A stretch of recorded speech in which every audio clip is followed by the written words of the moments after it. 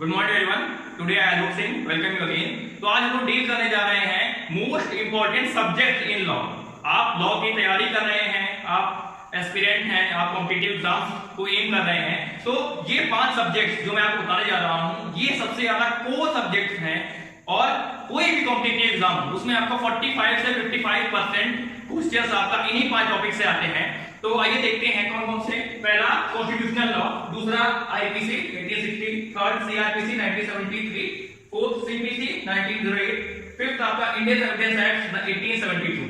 अब मैं बताऊंगा कि आपको एक्चुअल में इसके ऊपर जो कमांड करना है वो कैसे करना है और जो अप्रोच है वो कैसी रखनी है। फॉर एग्जांपल जो यहाँ पे हमारा टॉपिक है वो कॉन्स्टिट्यूशनल लॉ है, लेकिन अब कुछ लोग इसमें ऐसे होंगे जो इसको कॉन्स्टिट्यूशन से इंटरप्रेट करेंगे। कॉन्स्टिट्यूशन और कॉन्स्टिट्यूशनल लॉ में बहुत बड़ा डिफरेंस है।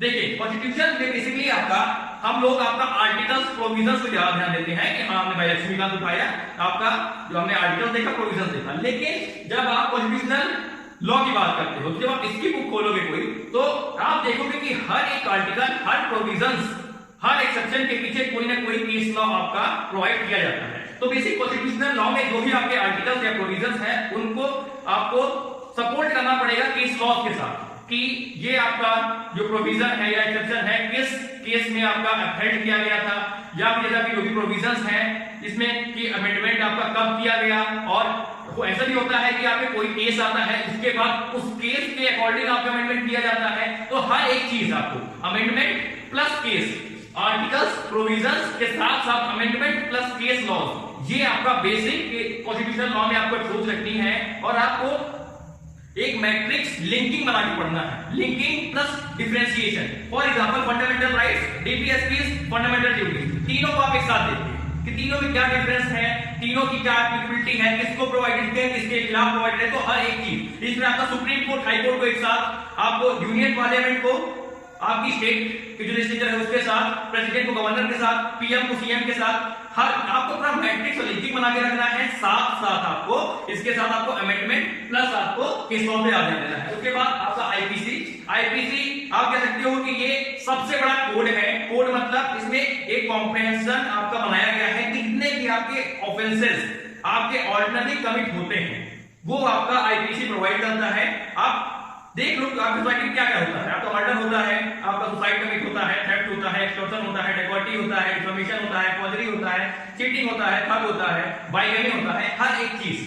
तो ये वो सारे ऑफेंसेस से डील करता है जो आपका सोसाइटी में बेसिकली प्रचलन में चलते हैं और वही सबसे ज्यादा इंपॉर्टेंट भी होते हैं जो आपका एक्चुअल में सोसाइटी में कमिट किए जाते हैं। तो ये आपका सब्सटेंटिव लॉ है। सब्सटेंटिव लॉ मतलब आपको बताता है कि कोई भी आपका ऑफेंस है तो उस ऑफेंस को डिफाइन करता है, साथ साथ उसकी पनिशमेंट बताता है। जैसे आपका मर्डर आपका सेक्शन 300 में दिया गया है, उसकी पनिशमेंट आपका सेक्शन 302 में दिया गया है। इसमें आपका रेप आर्टिकल सेक्शन 375 में दिया गया है। इसी तरह हर एक चीज, इस टाइप का डेकोर्टी हो गया, रॉबरी हो गया, हर एक चीज आपका एक्सप्लेन किया गया है। इसमें उसको एक्सप्लेन प्लस उसकी पनिशमेंट प्रोवाइड कराई गई है। तो आपको आईपीसी को पढ़ते समय उसके आपके प्रोविजियो एक्सेप्शन खास कर ध्यान में रखना है। प्रोविजियो एक्सेप्शन साथ में डेफिनेशन भी, क्योंकि जो भी डेफिनेशन प्रोवाइड कराई गई है उसके साथ साथ जो उसकी क्या स्पेसिफिक मीनिंग है कोड के लिए उसको भी बताया गया है। तो हमको डेफिनेशन जनरल एक्सेप्शन को भी ध्यान देना है। डेफिनेशन जनरल एक्सेप्शन के साथ आपको उसके जो डेफिनेशन है आपके सेक्शंस की, punishment, provisions plus exception plus case law, इतना आपको दिमाग में रख के चलना है कि मुझको ऐसे पढ़ना है।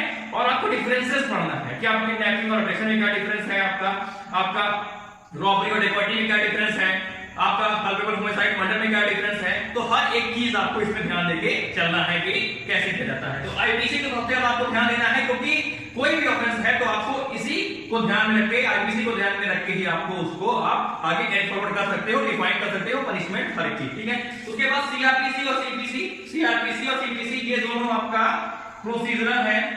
प्रोसीजरल, ठीक है, प्रोसीजर मतलब ये आपको बताते हैं कि कोई भी आपका ऑफेंस हुआ, मर्डर हुआ, तो हम आपका उसके मर्डर के होने के बाद हम कैसे आपका कैरी फॉरवर्ड करेंगे, कैसे हम किसी को आपका डिटेन करेंगे, अरेस्ट करेंगे, प्रेजेंट करेंगे, ट्रायल करेंगे, कन्विक्शन करेंगे, एक्विटेट करेंगे। हर एक चीज आपका सीआरपीसी और सीपीसी में डील है।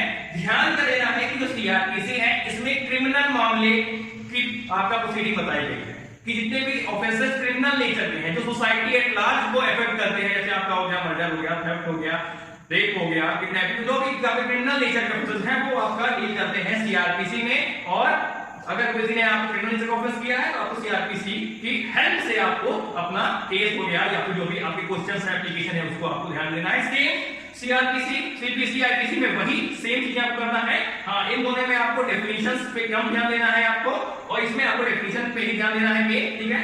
उसके बाद सीपीसी, सीपीसी आपका सिविल प्रोसीजर कोड, ये आपका सिविल मैटर्स के हर एक बताता है, क्योंकि ऐसे भी ऑफेंसेस हैं जो आपका आईपीसी के बाहर एग्जिस्ट करते हैं, जैसे मोटर व्हीकल्स एक्ट में बताया गया है, टैक्सेशन में भी आपका बताया गया है, कंज्यूमर प्रोटेक्शन एक्ट में बताया गया है, एनवायरमेंट एक्ट में बताया गया है, कंपनी लॉ में है। तो हर एक जितने भी आपके नॉन क्रिमिनल नेचर के ऑफेंसेस हैं वो आपका सीपीसी डील करता है।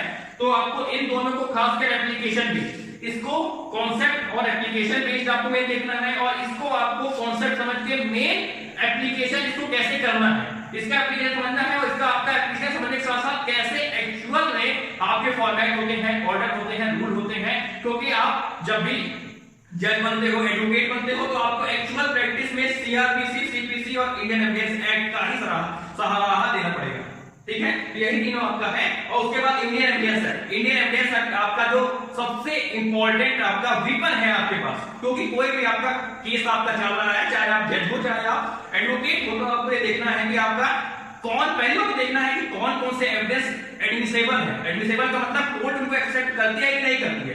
हो सकता है आप एडवोकेट हो, आपको लग रहा है कि मैंने बहुत अच्छी तैयारी करी है, मैं गया वहां पे अपने कोर्ट से एविडेंस हासिल किया, कोर्ट ने कहा ये एडमिसेबल ही नहीं, जैसे आपका एफिडेविट हो गया, हियर्स एविडेंस हो गया, तो ये सब चीजें तो आपको पहले देखना है कि कौन कौन से आपके प्रूफ या एविडेंस आपका एडमिसेबल है वहां पे। उसके बाद आपको कि हम लोग का जो लीगल सिस्टम है वो एविडेंसेस पे चलता है, साक्ष्य पे चलता है, इसलिए आपका एविडेंस का आपको हर एक माइन्यूट से माइन्यूट चीजें, प्रोविजन, एक्सेप्शन की नॉलेज होनी चाहिए, क्योंकि ये तीनों सीआरपीसी, सीपीसी और एविडेंस एक्चुअल में लाइफ में इन्हीं के बेसिस पे आपका सब काम किया जाता है प्रोसीजरल वे में। तो आपको इन तीनों को सबसे ज्यादा फोर्स देके पढ़ना है, और उसके बाद इसको जितना हो सके नॉलेज गैदर करिए कि एक्चुअल में कैसे आपका इन तीनों में वर्क होता है। क्योंकि जो डिफरेंस है आपका स्कूल टीचिंग का और एक्चुअल कोर्ट रूम का, उसका जो डिफरेंस है, जब आप इसमें इन्हीं तीनों में बेसिक इन चारों में जब तक आप एक अच्छी खासी नॉलेज डेवलप नहीं करोगे, तब तक जो डिफरेंस है उसको आप कम नहीं कर पाओगे। इसलिए आई वुड रिक्वेस्ट और आपको सजेस्ट करूंगा कि आप इन चारों में सबसे ज्यादा